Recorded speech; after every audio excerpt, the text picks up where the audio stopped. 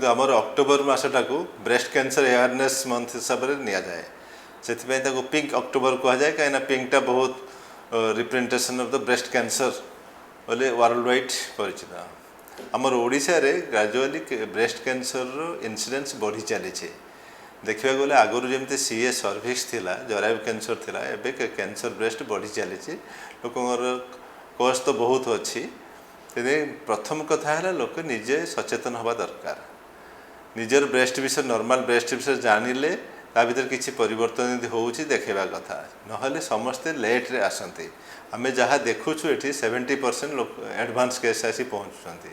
ता आगु लोक जानी रखा दरकार कौन कले आमको आगे जापर जे ब्रेस्ट कैंसर होउछि कि नाही प्रति नॉर्मली समस्ते भावती जे किसी सिम्पटम हेले ही आमको जना पड़ो सेमती सिम्पटम किसी न थाए खाली गुड़ा हिसाब से ब्रेस्ट कैंसर आरंभ हुए जोटा कि पेनलेस से लोक मैंने नेग्लेक्ट करते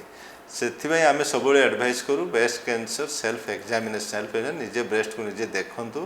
ताद्वारा किसी एबनर्मालिटी हेले जनातु से किसी भी एबनर्मालिटी मैंने किसी गुड़ा आरंभ होगा कि किसी जगह बधिरा हवा कि गोटे थिकनिंग हवा माने जमी अलग लगे अन्य ब्रेस्ट टिश्यू हिसाब से भाविले आपण फिजिशियन कि कई जन ब्रेस्ट कैंसर स्पेशलिस्ट ना गायनेकोलॉजिस्ट को देखी तार सठिक परामर्श नियंतु ताद्वारा कौन हुए कि ब्रेस्ट कैंसर टाक डायग्नोसिस बहुत आर्ली करी हम जदि आर्ली भी नहला टे बढ़ी जाइए आम कौ हिसाब से स्टेजिंग करूँ लोग नॉर्मली पचारती आम कौ स्टेज रे पहुँचला स्टेज न जानी भी मुझे कहबी जे आप देखूँ स्टेज हिसाब से आपण को बुझा शक्ति हिसाब से मुझे जे ब्रेस्ट यदि ट्यूमर अच्छी आम लोकालाइज्ड कहूँ यदि ब्रेस्ट काख तल को गला जोटा को आम लिम्फ ग्लैंड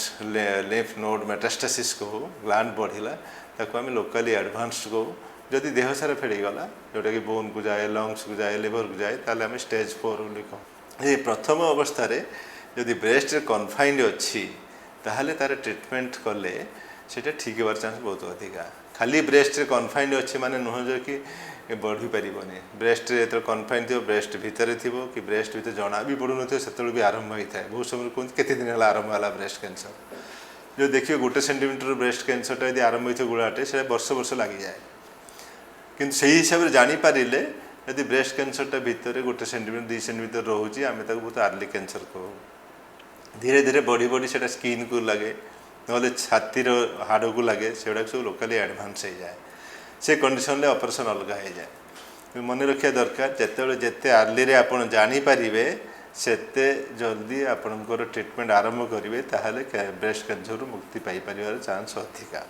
तापर तार सब ब्रेस्ट कैंसर है जब आप किसी एबनर्मालिटी लिखला मुझे कहली कि ब्रेस्ट रे अच्छी कि काख तले गोला लगुच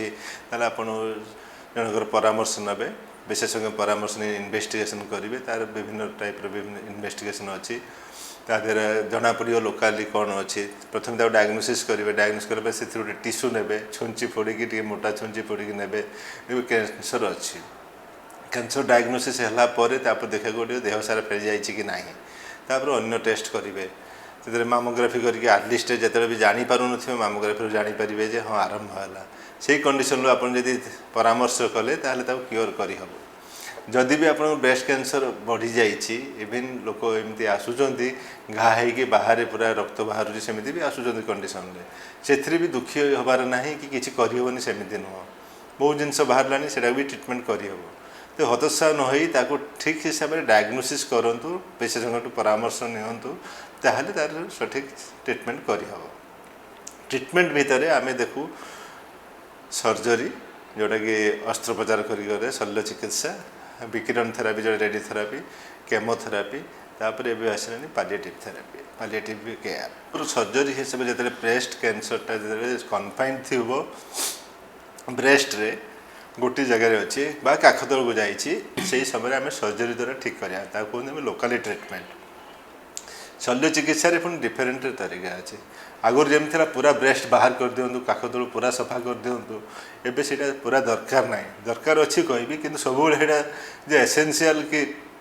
निश्चित सेमती दरकार नहीं जदि आर्ली स्टेज रे आसिले आम ब्रेस्ट भी रखा कैंसर भी ट्रिटमेंट करा कहते ब्रेस्ट कंजर्वेशन सर्जरी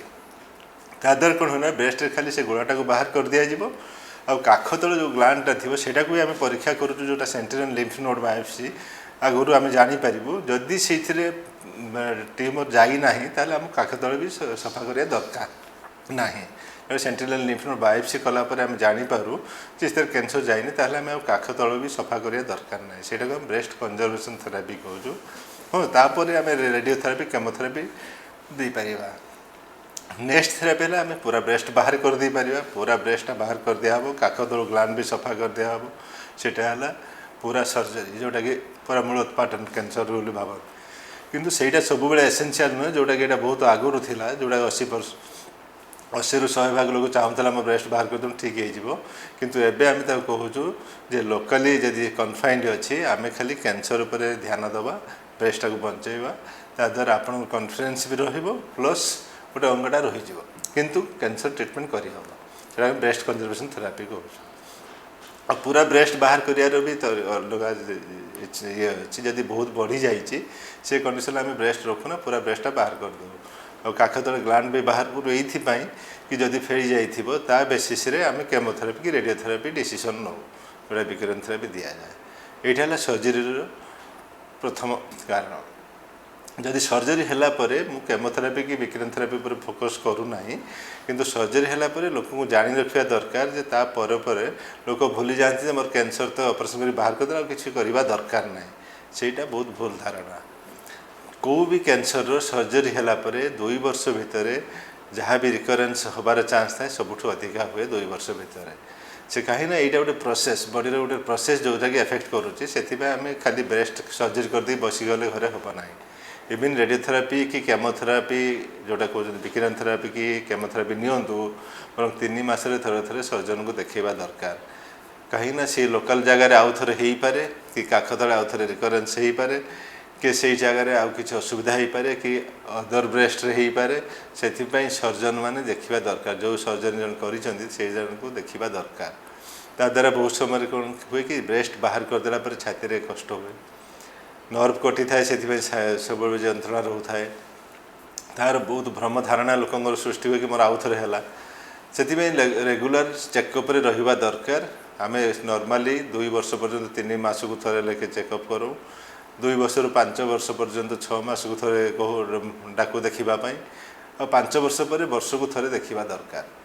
जदि आपंकर काख तले ग्लैंड बाहर कराई चांस अच्छी हाथटा फुलवा दरकार कहीं से जोटा लिफ ग्लैंडटा बाहरी जाए से फ्लूइडटा हाथ तारी थ्रू जाए से ब्लॉक हो जाए कि रेडियोथेरापी दि जाए कि केमोथेरापी आम सर्जरी बाहर कर दि जाए हाथ फुले हाथ फुलवा द्वारा कौन से हाथर इम्यूनिटी कमी जाए से किसी इंजुरी दिहला से घा सुखे ना से लोक ये सब सचेतनता रहा दरकार ता द्वारा कौन हुए कि हाथर फंक्शन भी कमी जाए से आम बहुत समय बहुत गुड़ाए उपदेश दे था और थर को थर जानिला केते गुड़ा जिन कहूँ से आम सबू पेसेंट को कहूँ कि रेगुलर फॉलोअप रुह लोग जोड़ा कि नेग्लेक्ट करती पर बढ़ीगला से व्यवस्था समस्या लोग आसिक बहुत लेट स्टेज रे कहते प्रथम कथा है हाथर एक्सरसाइज करवा दरकार ऑपरेशन 3 दिन पर आम नॉर्मली को हाथटा मूवमेंट करूँ एटलिस्ट किसी ना मुंडटा कुंडातु हाथ ऊपर तल करूँ तापर हाथर गोटे बल्ब धरिकी प्रेस करूँ